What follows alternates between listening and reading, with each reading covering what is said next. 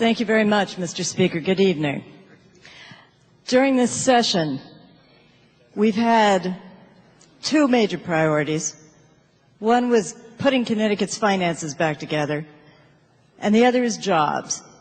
And the second priority, jobs, is so important that on the first page of the governor's budget summary, it says, this budget reflects Governor Malloy's top priority, jobs. It's all about jobs. And what do you need for jobs? You need businesses. And the problem with this bill is that it doesn't help businesses. We've had 250 of them come and testify and tell us this. We talk to them all the time. You've heard a lot about it tonight. But it raises their costs, it adds to their piles of paperwork, and it interferes with the human relations between employers and employees. It hurts businesses. And something that hurts businesses hurts people. And I believe, unfortunately, that people are what the bill is seeking to protect. Now, we're talking service businesses here. And I ran one for several years. And there is one great big truth about service businesses. Your assets go home to sleep at night. That's what you've got. And this bill flies in the face of what you have to do to protect those assets. In fact, it harks back to some antediluvian concept of employer-employee relations where the employer is the bad guy.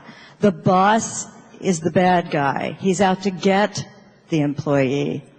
In fact, when your only assets go home to sleep at night, you know if you're going to succeed that you have to treat them with respect and with dignity. You have to treat them with decency. If you don't, your assets wear out and you lose them.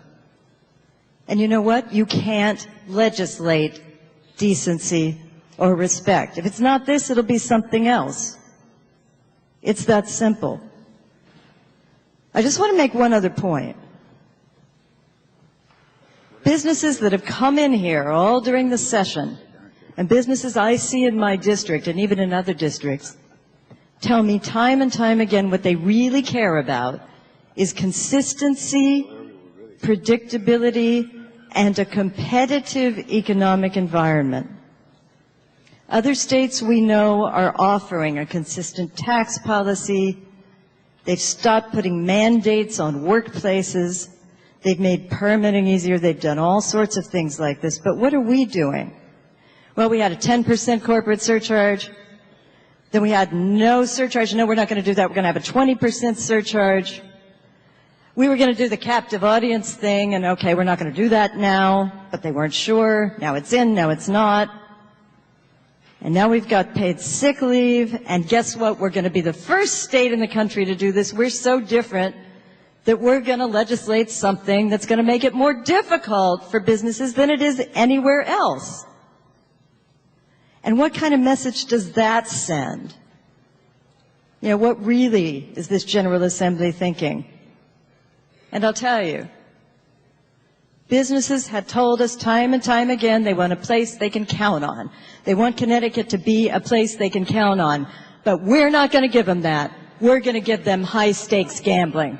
And that's exactly what they think they're facing here. And that's exactly what this bill reinforces. And for that reason, I can't support it. Thank you, Mr. Speaker.